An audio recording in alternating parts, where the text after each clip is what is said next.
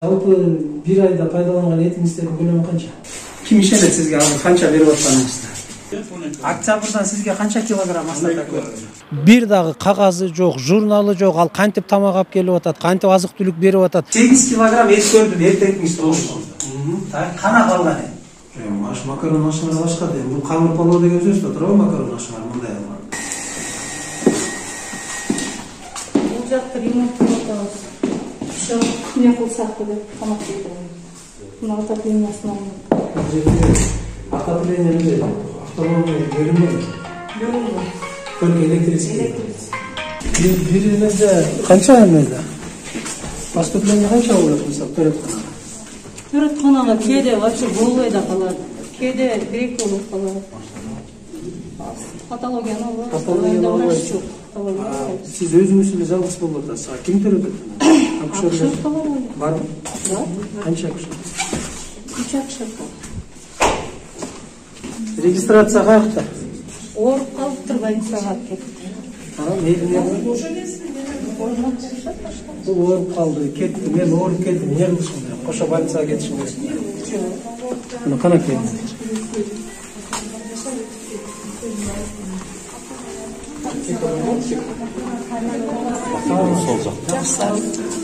Көрүнгөнү келдиңиздерби?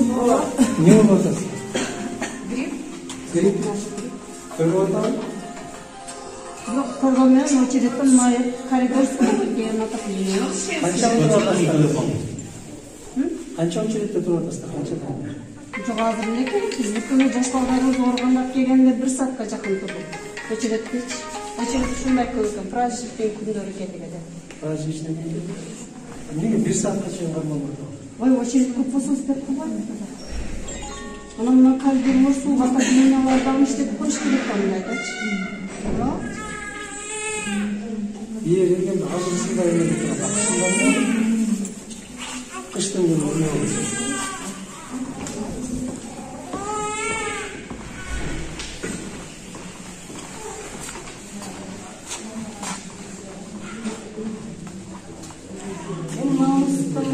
Коридor чоң керек. Ушундай экен да бирөө. Жалпы эмес. Бул коюу түрдө жасала турган тамак. Макарондун коюу түрдөгү берилгени макарон аш деп айтылат. Мунуңар макарон суп дейт да. Сакын экен. Экөөнүнө бирдей кетпейт да турат сурап. Грамда программда берсе ошого карап суп. Кана экен, сиз менюдан чыгып кетип атпайсыз. Жок, мен 1 килограмм берсе 1 килограмм салам. Бул тамагыңыз менен бул тамагыңызда менюда кагазда тамак менен мындай айырмасы болот. Сиз меню менен кетип. Эмне себептен ушу алып кете берет эмеге? Ошол продукта берген жерде коюп да. Продуктуңар кайда эметет? Эми мага меню боюнча берет. Мен меню боюнча жасайм да, мен граммда алам, ошол толук нерсе алам. Меню боюнча. Бул азыр обедкеби? Жок, бул эми эртеңкиге запись алып коем. Канча килограммдан чыгасыз? Бул 1 килограммдан 2 килограмм алам да, обедке кечкиге. Жалпы bir ayda пайдаланган этиңиздердин көлөмү канча? Аны мен билбей экен, завхоз менен Завхозга. сүйлөшөбүз. Кайда жооп бере турган сиз да? Мындай заявкалар да алатчы. Тамакка сиз жооп бересиз да, байрачы? Канча кишиге тамак берип атасыз, туура? Кана ошол заявкалар кана? Кимге жейсиз да? Тамакка ким уруксат берет? Эмени жасалгандан кийин текшерип алууңарга. Пробаларга. Журналда акта. Ошол тамакка уруксат бердим деген. Ооруканаларды келип текшерип, мектепти, садикти текшерип, бала бакчага кирип, ар кимге жаман көрүнгүм келбейт. Мен деле тынч эле кабинетимде отуруп эчтеке билбейм. Баары өтүп атат, баары жакшы деп отчетту бере берген мен деле колуман келет. Бирок айрым жол бербей атат. Качанга чейин ушинтип жүрө беребиз? Кыргызстан качанга чейин ушундай болуш керек? Бир жакшы жолго түшөлү деген ниет менен кыдырып келип атабыз. Келген жериңде эле бардак. Мына келген жериңде бардак. Бул кухняны вообще иштетпей жаап коюш керек, култап эле. Себеби жок, эчтеке жоопкерчилик жок. Завхоз өзү билет, өзү хан, өзү бий, канчаны берет, эмне кылат, кантип берип атат, аны менен баш ооруган эч ким жок. Завхоз сизге баш ээп турат.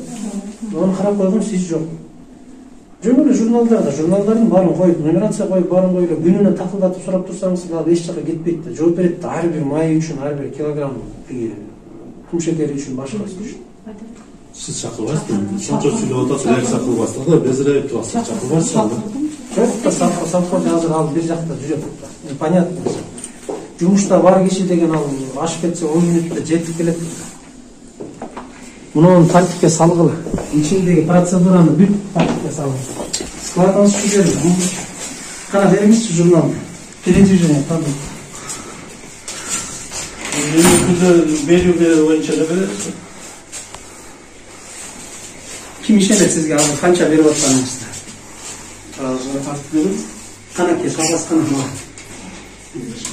Мага таразаңыздын кагазын көрсөтүңүзчү. Журналыңыздын үстүнө. Күнүмдүк азык түлүктүн кыймылы. Эт берип атам мынча килограмм, сүт берди мынча килограмм. Бунта движение менен келет. Кана эми движение журнал.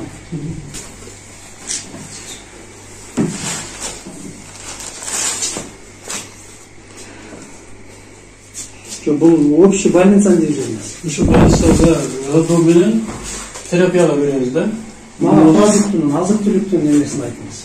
Сиздин колуңузда прошнурованный, пронумерованный журнал бар. Сиз күнүмдүк азык түлүктү берип атасыз. Башпозчуга. Өткөзүп бересиз ошо. Мына монча болду. Анан жетекчиңиз кол коет. Мына бүгүн мынча продукт кетти. Эртең бул кетти. Анан айдын аягында мынча калды. Астата кийинки айга өттү.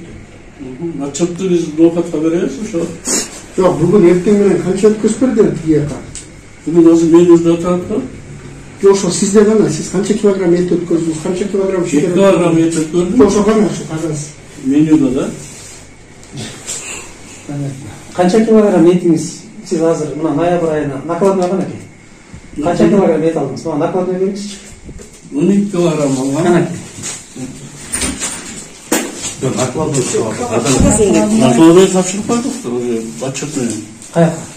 Мына эске эмеде. Жаңы айга алынган жок да. Жок, ноябрь айыныкын кантип тапшырып койдуңуз? Октябрдыкын тапшырдым. Ноябрдыкын сурап атам, мен сизден октябрды сурагам. Ошо октябрдын остаткасы менен 11 килограмм өткөн деп э? Октябрдан сизге канча килограмм остаток өттү? Канаке, остаток продуктов боюнча эместир. Журналдан канча эме менен өттүңүздөр, остаток канча? Мага бериңизчи журналды остаток. Канча чыкты? Канча эт бар мына жерде? Азыр 6 килограмм, 1,5 килограмм. 6 килограмм эт бар. 1,5 Bir ayda gerektiğiniz etinizin kölemi kança? Bir ayda 34 kilogram oldu bir ayda. Bizde 1 kilogram, 1,5 kilogram. 34 kilogram bir ayda. Bir ayda. Kanak etiniz. Sizde 6 kilogram et, 12 kilogram et, aslatak meni ötkün. Noyabr'dın bugün 10'u. Noyabr'dın eti kana. Noyabr'daki oşo 12 kilogram aslatak menen keyin doполнительный dağılma etti. Hareketli. Kana. Ne de otostede? Noyabr'da da otostede. Жоқ, ошо октябрда аслатаканы бербүтү. Эт өзү кандай келет? Bir айга деп келеби? Жоқ, тургун күн 11 күн 10 күн алды. Ысык тамакта. Ошо алганда кына алганыңызда. Алганыңыз кантип алдыңыз? Азыр ояктан жөнөтүп берди. Мен накладойго барар элем. Эт эле келдиби? Эт эле келдиби? Ояктан жөнөтүп берет. Эт келеби жакта? Ким жөнөтүп? Доставщиктер жөнөтүп. Жа, кол койлабы? Ояктан жөнөтүп. Ошо копиясын бербейсиз. Эки жумага келет да.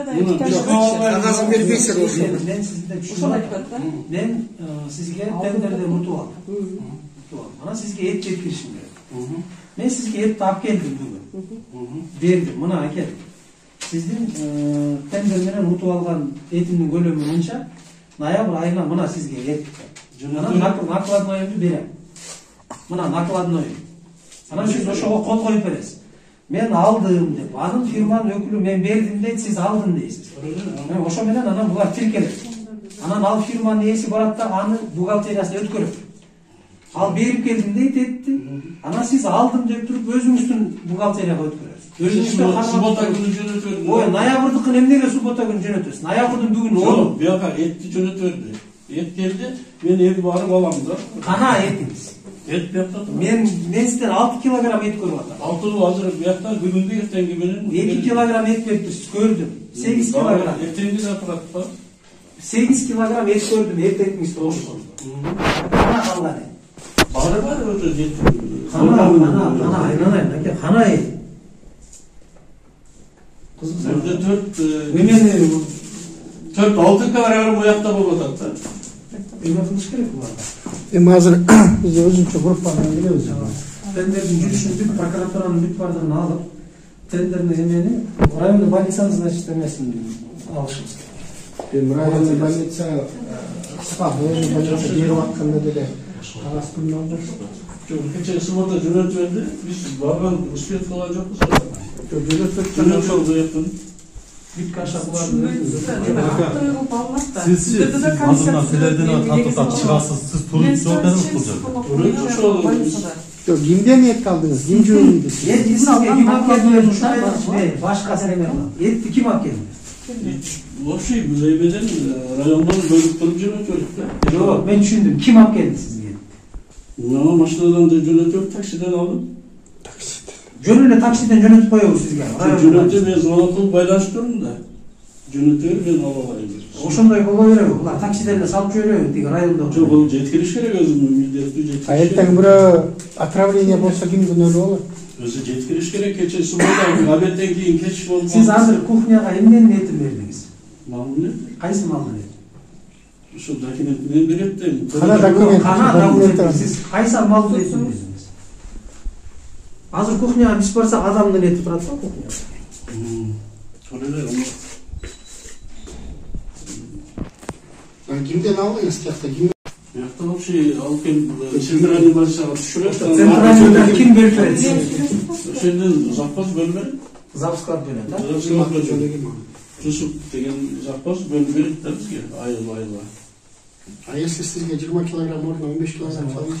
Жок, биз килограммга барып, ошо килограмм жөнөтөбүз да. Өзү келишимди бересиз. Тартып алабыз. Мамандыкка кирип барган. Райондық больницаға азыр барамыз. Давайте, эмен. Сіз бұл іш бойынша, мұнол іш бойынша 2021 жыл үшінші бойыңызға миллиондор дейлет тергөө. Анан же ошол акчаны кайра кайтарып бересиз, же болбосо жакшынакай болуп барып камаласыз. Эки эле жолуңуз бар. Себеби бир дагы кагаз жок. Siz özünüzde alып аткан нерсенин бир дагы кагазы жок. Кантип алып атасыз? Кантип жоопкерчилик алып атасыз? Жетекчилик кантип уруксат берип атасыңар тамак жасаганга, кухняга? Бизге алып келдим ушунча эт, ушунча эме деп накладной көрсөтөт эле. Кандай накладной? Ушу накладной электен жөнөтпөй калды. Жөнөтүп берди, кечке болуп. Мындай келиптир дейм, анан эртең кана эмне берип атасың? Старшийди жөнөтөм, өзүң эсептеп килограммды ал дейм. Siz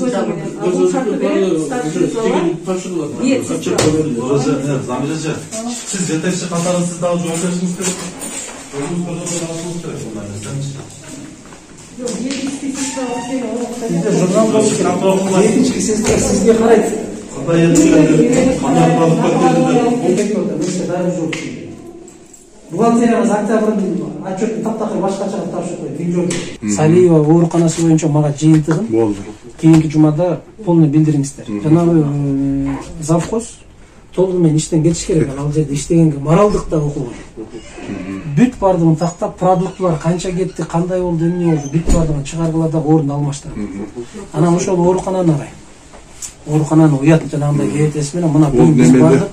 10 мүнөт турдук коридордо. Тоңуп калдык. 10 мүнөт турдук коридордо тоңуп калдык. Таманыңан өткөн сыз мениңе жетет. Ошол жерде бир 6 айлык, 7 айлык балдарын көтөрүп алып жүрөт менерчи. Анан детский дагы бир процедурный, взрослый дагы бир процедурный. Мына бул жерде чоң эле эже жатат, капелин салып. Бул жерде жаш баланы коюп алып, ошого эме укол сайып атат. А ким кетилдик берет? Экөөнүн ортосундагы оору бири-бирине жугуп кетпейт. Чоң менен баланын ортосунда. Ошол жердеги маселени көтөрүш керек. Оорукананын оңдоо түзөө иштерине полный көңүл буруңуздар. Мына 2022-жылдын бюджетинен оорукана толугу менен ремонттолот. Айыл өкмөт мен дагы жардам берем деп. Мына биз жардам берели, биз өзүбүз алалы десек, мүмкүнчүлүк бербей жатат. Акча которгонго бизде бюджеттен тиги оорукананы оңдогонго бюджет жол бербейт экен, мыйзам жол бербейт. кичинекей бир эме алып берип койсом, жылыткыч алып берип койсом, ошону да кайра акчамды кайтарып ордуна коюп берди счетный палата. Ошон үчүн ошол жердин оңдоо иши ага. Сизге мына 2022-ге чоң тапшырма. Толугу менен оңдоп түзөө иштери жүрсүн.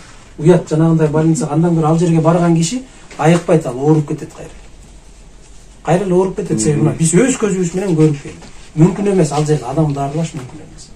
Муздактыгына чыдаш мүмкүн эмес. Жакшылап ошол жагын билип караңыздар, ордуна келтириңиздер. Кимге канча берип аткандыгы жөнүндө бир дагы кагаз көрсөтө алган жок. Бул демек ал кишинин жөн эле уктап жүргөндөгүсүнүн натыйжасы. Ошол жердин жетекчисинин дагы ошол кол алдындагы чарба кызматкерин текшерип койбогондугу, карап койбогондугу, көңүл бурбай койгондугу бул өзүнчө маселе. Ошол оорукананын кечеги күндөгү оор акыбалдагы кези бул ошол райондук оорукананын жетекчисинин түздөн түз кемчилиги. Биз бул кемчилик боюнча атайын ошол жердеги окуяны көргөндөн кийин Ноокат райондук борборлоштурулган ооруканасына дагы атайын бардык. Оорукананы дагы толугу менен кыдырып чыктык. Азык-түлүк менен камсыз кылуу тармагында аларда дагы кемчиликтер бар. Муну дагы биз жетекчилигине бардыгына ошол жерден талапты коюп, убактысын бердик. Ошол кемчиликтерди жоюу жөнүндө. Мына көпчүлүк элдин арасында да ушундай сөз бар экен. Ал жерде ошо Асамеди Марифов деген аксакал отурат. Ал жерге эч ким кире албайт, ал жерге текшерип бара албайт, көрө албайт, ал киши эч кимди тоготпойт, укпайт деген. Мүмкүн. 30 жылдын ичинде ошондой окуя болуп келгендир. Мүмкүн ал киши бирөөлөргө таянып, бирөөлөрдү укпай коюшу мүмкүн. Жергиликтүү бийликти укпай койгон учурлар болушу мүмкүн. Бирок бүгүнкү күндөгү мына президенттин койгон тапшырмасы дагы, губернатордун койгон талабы дагы ушул.